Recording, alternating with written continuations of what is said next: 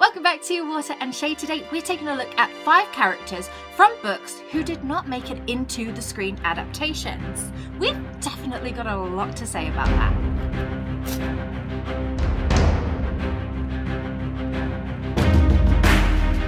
But before we dive in, let's take a sec and like and subscribe here. And if you're feeling frisky, come join us in the SHADIHOES sweat tent, aka our Discord server. And if you feel like you want even more, go to our Patreon, tip us so we can buy stupid props, and you'll get access to our secret circle with early release videos, unreleased bloopers, and some shady content. And don't forget, we are going to talk about Wheel of Time later.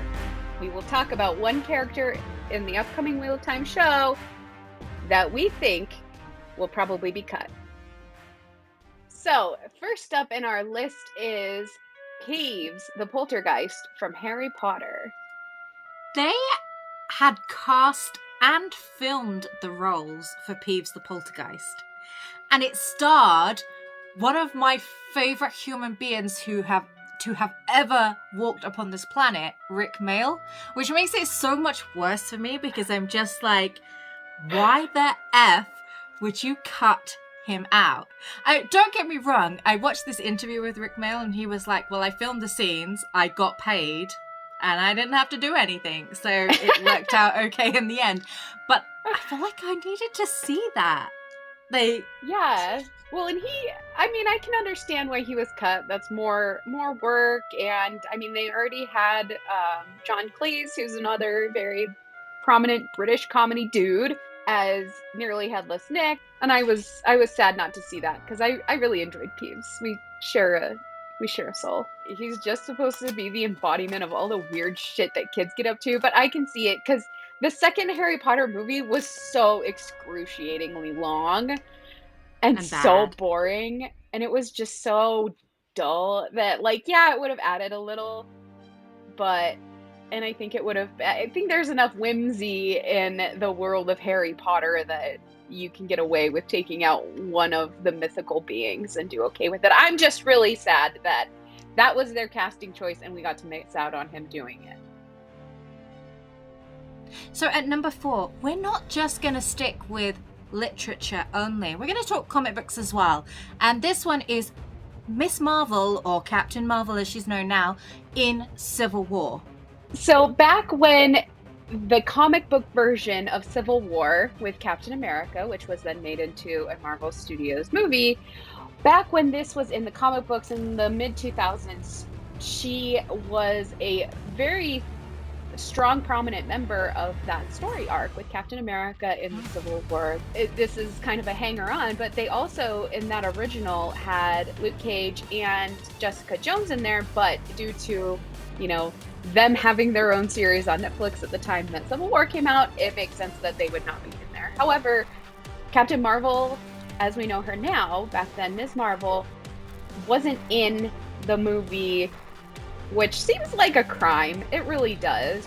I'm a big fan of the Civil War comics, but I'm not a big fan of the Civil War movie. Don't come for me, Marvel fanboys. I'm sorry, the movie was lacking, for want of a better term, for me. And maybe a big part of that was because there was no Miss Marvel, who is an integral character in the Civil War comic books. Yeah, she is Team Iron Man. She's as I am Team Iron Man. Again, the fanboys are going to come for me, I know, but I do think that superhero registration is probably very, very important. I don't agree with Ross's methods and what he was intending, but I do appreciate what the initial thing was about. And she was an integral figure, and she was one of the most powerful figures in that comic book to stand up and say, actually, I'm on this side. I'm on the side of registration.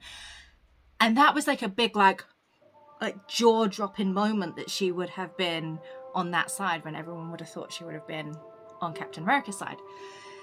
So yeah, it lacked something for me in the film because we didn't have that moment in the same way that we didn't have the moment where, like, Spider-Man goes from being on Team Iron Man to being on Team Cap.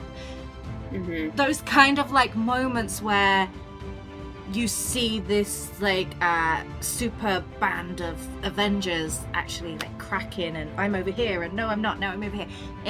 It missed the boat for me, and I do think that Miss Marvel, Captain Marvel, was an integral pin in that. And I wish they had showed her, because you were given this film of her with no background about her, and you were just supposed to be in her story and just be there for it. And it's like, oh, here's a superhero. Okay, thanks.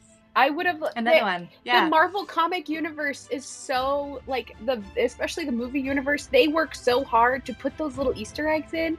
You could have given her, even if you needed to scale down her role, like, make her a part of that story, because she's a huge part of that story. And I also have to say, for the record, that I am Team Captain America, because I'm American and we literally get tried for treason if you are not Captain America. So let's delve back into literature real quick, and let's take a look at Game of Thrones, where we had a pretty bamf character who was taken out entirely, and I am very bummed about that.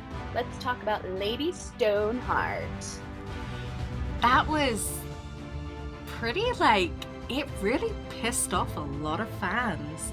Like, I just remember, like, the outrage of that, of, like, people being like, where is Lady Stoneheart? We got fucking Jon Snow back and we don't get Lady Stoneheart? Like, what the hell, you guys? It was outrageous. It was, I can't help but wonder, is it because it's another badass female character that they took her away to focus on the other badass female characters that were throughout the series? Because the neckbeards can't handle more than, like, 3? They are not going to do well when it comes to Wheel of Time.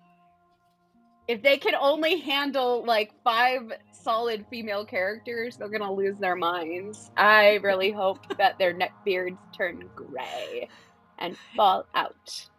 There should be a sick music drop every time she rolls up in the books, because this is Catelyn Stark, who was killed at the Red Wedding. That's a spoiler, but the show's like 18 years old at this point. Just move on. Yeah, get over it. So in the books, after the Red Wedding, Arya's wolf Nymeria pulls her out of the water, and our local friendly zombie Beric Dondarrion, I don't even remember if he was in the show because I've mostly blocked it out. He gives his own life to resurrect her, and now she's back as Lady Stoneheart, and she's just a fucking zombie. She has nothing but revenge on her mind, and she leads the Brotherhood and just murders the shit out of anybody even remotely connected to the Red Wedding. But this is like the story arc we all needed. It's so good! Well, and then the book cuts off, and last time we see her, she's about to execute Brienne of Tarth, our little sweet innocent pod, for conspiring with the Lannisters. And then it just cuts off. And that is where the books will end, because George R.R. Martin's probably going to die and doesn't have the foresight to hire Sanderson to finish this series. So it is what it is, but Game of Thrones fans are not going to be happy about it. I think that's why they cut her out.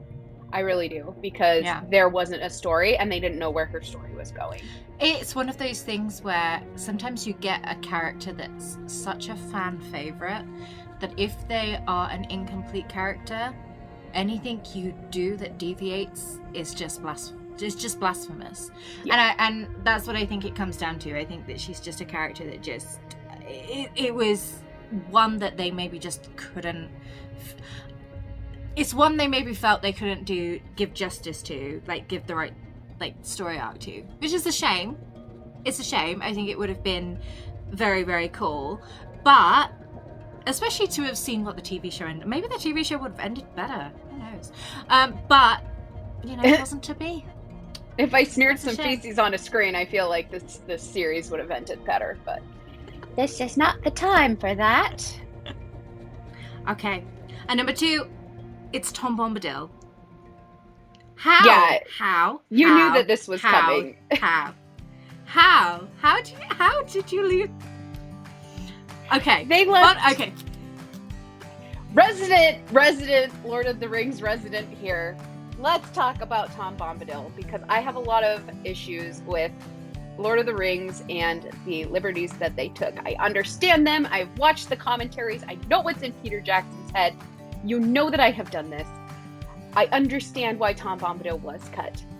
Tom Bombadil was cut because, according to Peter fucking Jackson, He did not directly further the plot of Ring going from point A to point B.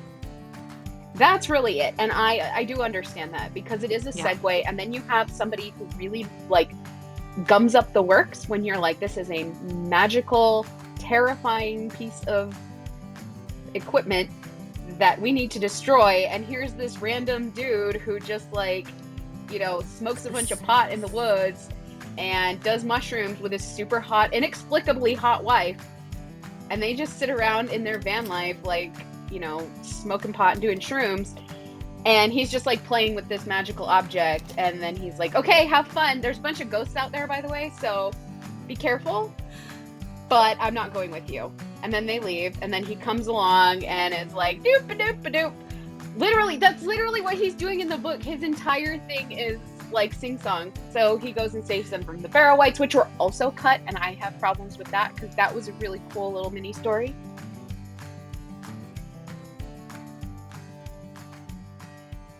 And I really liked Goldberry, because she is living she literally, like, Goldberry was cut, and she is my spirit animal, because she just gets high in a bathtub, like, all day. Yeah. That's all she does. She just goes out in her paddling pool and does shrooms and enjoys the sunlight, and then goes home and gets dicked by she has somebody older than the trees. Every single SHADIHOE wants. It is just the life. That's what we all want. That's what we all aspire to. Goldberry. Yeah, we all aspire there. I would have loved to see them and see their interactions, and it would have been great. But I understand why it was cut. I'm still angry about it, because Tom Bombadil is so fun, and I love.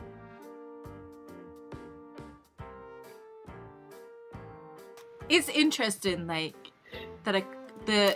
We mentioned at number 5, like PEEVES the ghost is that comedy relief, and I feel like Tom Bombadil is that kind of comedy relief as well. It's interesting to see that these comedy reliefs are just getting the cut out of these like big major. And I understand it. I understand why they moved them, and basically a lot of Tom Bombadil's story got just transferred to Treebeard, which I'm okay with, because they're similar. I think when you have and you're still attracted to Treebeard, so it's fine. Oh yeah. I'd go have a woodland orgy with them any day. So, can you imagine? I can, and I do. Anyway, I lost my train of thought thinking about a woodland orgy with Tom Bombadil and Treebeard. So, here's just like a little fun thing for you, because I like to imagine this. If Tom Bombadil was in the film, who would you fan cast?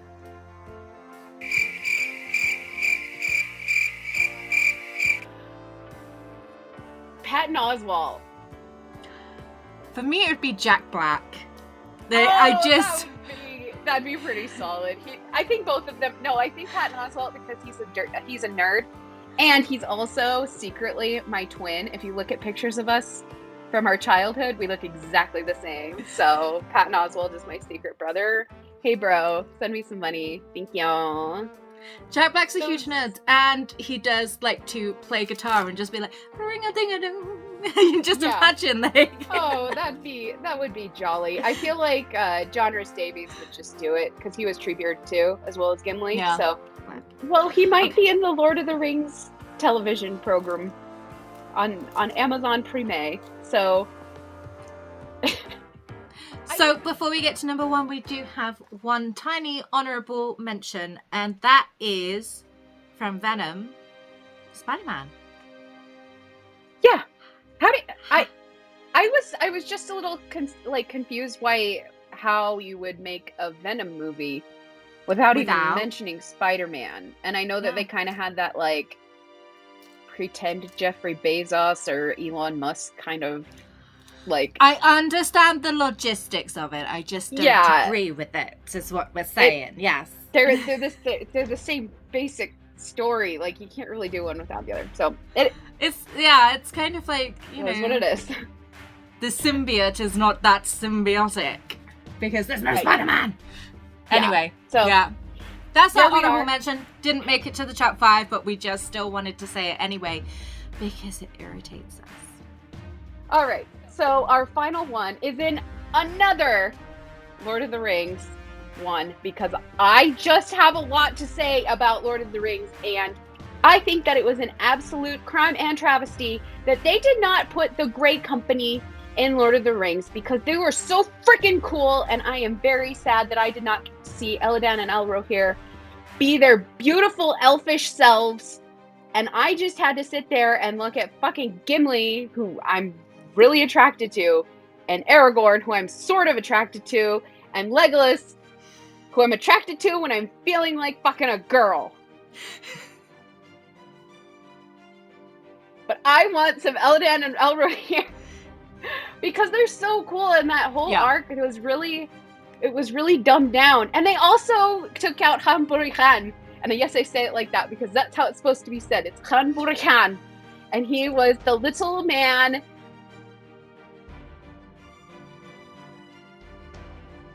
Yeah, and you get to see them in Lord of the Rings online. And in my head. And in the actual book. But it's not the same. I have a lot of opinions on this. She does have a lot of opinions. We need to make more Lord of the Rings shows just so that I can sit here while you talk for like 40 minutes. Okay, let me tell you about the reasons that I have a problem with Thorin. Aside from the fact that he fucked his sister.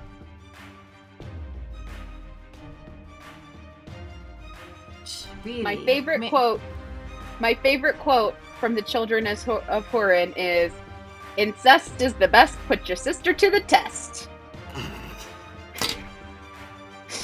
That's canon.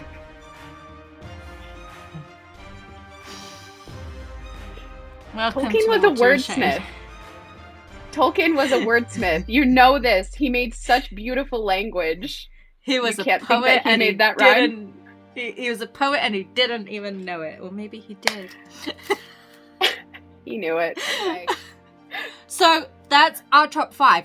One thing we're going to discuss very, very quickly now is that we have a Wheel of Time show coming up in November. Season 1 of the Wheel of Time starts November 19th. Wait, what? What? When did this happen? And what we do know is that some choices have been made with regards to the story. Different, slightly, maybe. There's a couple of characters that we're definitely not going to see in season 1. But if we don't see some of those characters in season 1, it makes me think we won't see them at all. So who do we... No, but it does begin with an E. And an L. But then it goes... Ellada. Elias. Yeah. I think they're going to cut both of them.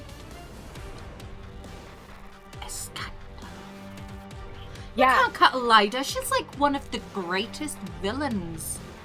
Nope. Nope. You can't, because they're gonna combine her with Liandrin. Yeah. Yeah. I've got a feeling. Because Kate Fleetwood is Ellada. She is Ellada. She is not Liandrin. Liandrin is like plump, beautiful, and Kate Fleetwood is hard as fucking nails, so yeah. I can see them just combining them, and Ellada is cut, Liandrin is the new Ellada. Because actually, if you think about it, Elaine, Alana, there's too many similar sounding names. Then you get to Ellada, and it's like, which one's which? But I also think that Elias is cut. And my reasoning for thinking Elias is cut is because if he's not in season 1, which we've had no cast announcements for, we've had no confirmed sightings. We've even had an extra on the show who filmed scenes with the Tinkers say that she filmed with Marcus, she filmed with Madeline, she filmed with the guy who plays Aaron, Daryl McCormick. She didn't know anyone called Elias, though. I kind of see that, because Perrin does have a few different, like, spirit guides. And I think if he just starts talking to Hopper, and Hopper will be like, hey. Because we saw Hopper. We saw a wolf, but I'm assuming it's Hopper. Are we combining Hopper and Elias as characters? I think Is that so. a thing? If they're figuring out a way to translate wolf speech to screen, which I feel like can get pretty hokey, they can have Hopper take on Elias's role as the spirit guide and the like, hey, this is your journey. I will be your drag mother, and let me help you, young child. So I will put you in drag think, for the first time. Yeah, Hopper will put Perrin in drag for the first time and not Elias. He's also kind of a Tom Bombadil. He's also kind of a Glorfindel. I'm also mad that they cut Glorfindel. Like, they gave his stuff to Arwen, but Frodo in the movies is also terrible. Let's talk about why Frodo in the movies is terrible. Frodo, those hobbits are gay. Frodo, yeah, most of them are gay. They're just happy. The name Frodo means wise. The name Samwise in Old English means dullard, and that is what in the book. This continued for several hours until Zoe became bored, flew to New Mexico, and hit Sam in the head with a frying pan. And then again, because Sam wouldn't shut the hell up about the pans that Samwise uses in Lord of the Rings. This has been Water and Shade.